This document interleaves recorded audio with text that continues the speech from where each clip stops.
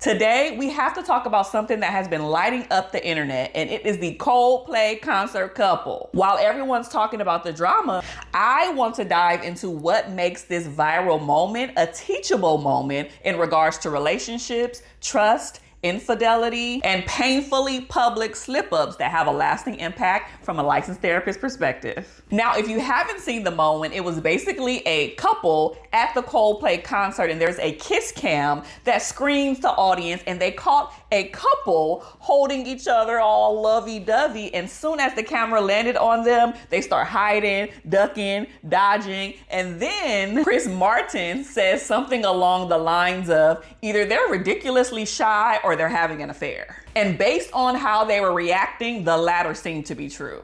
Now, from what I understand, the man in the video is named Andy Byron, and the woman that he was all cuddled up with, who isn't his wife, is named Kristin Cabot. And she's actually the head chief of his HR department. They both work for a company, and I believe he is the CEO of a company named Astronomer. Now, I'm not trying to make light of this situation at all because it's a very serious one, but I can guarantee that the next HR meeting is going to be real interesting. Now, I don't think this would have went as viral if they did not respond the way that they responded. Like them hiding, him ducking down, her covering her face, doing all of the things made it worse. Because all of that movement, all of that doing what they did screamed guilty to me. Now, allegedly, Andy is married and has children, and Miss Kristin is divorced currently. Either way, this should not have happened, especially in a public place. The first thing that I want to talk to you guys about is, and I'm gonna make this one real simple,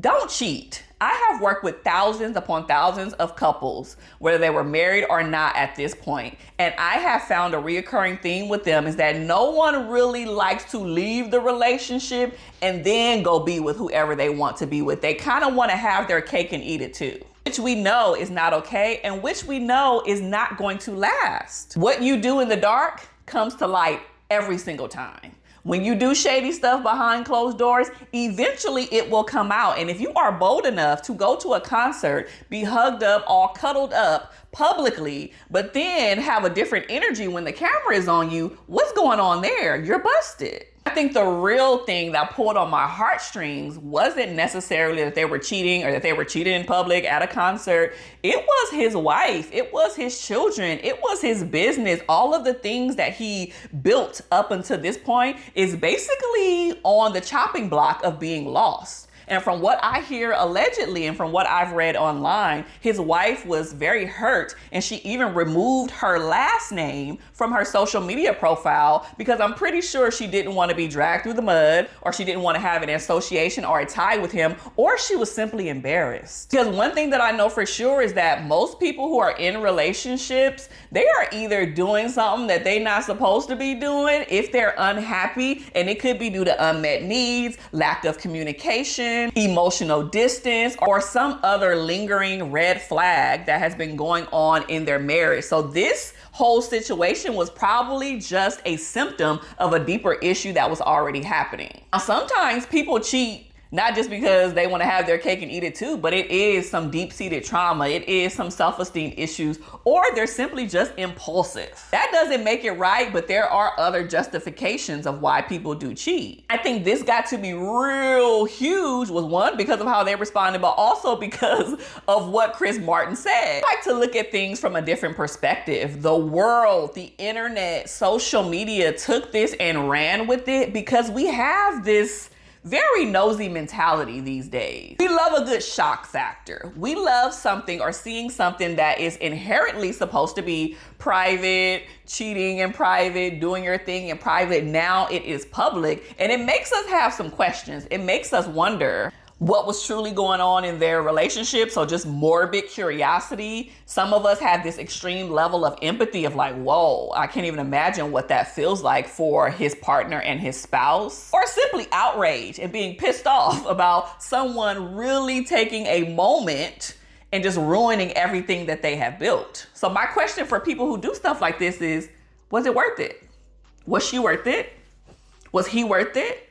Was that experience worth it? Because 9 times out of 10, most people would probably say no. Now, getting caught cheating is one thing, but being exposed all over the internet, going viral, everybody and their mama is talking about it, resharing it, I'm doing a video about it, articles all over big platforms, TMZ picked it up. It's a whole nother level out here. There's no backseas.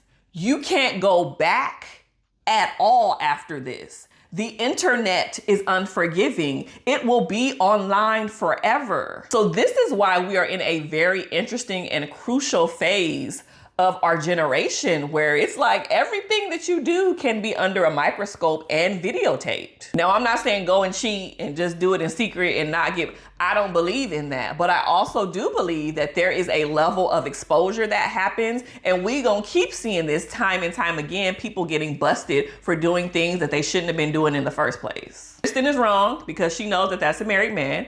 And she works with, that's your boss. And also Andy is wrong because he should be dealing with whatever it is they got going on between him and his wife, Now, we don't know if him and his wife are separated and it's not like officially done yet. There's a whole bunch of scenarios that we haven't seen because nobody is really talking about it. So we're only speculating and having alleged conversations about what this and how this played out. My final thoughts on this is that if you find yourself in a partnership or relationship or a marriage that is going downhill, or if there is some infidelity or cheating, you absolutely have some options. Hopefully it ain't going viral in public like this because it's very embarrassing and you want to keep things under wrap as much as possible and keep this as a private situation. But in situations and circumstances where that isn't the case, you need to make a choice. Is this a relationship that you feel is sustainable and that you want to be in? Now, believe it or not, I'm gonna say this before I end, infidelity and cheating is not everybody's deal breaker.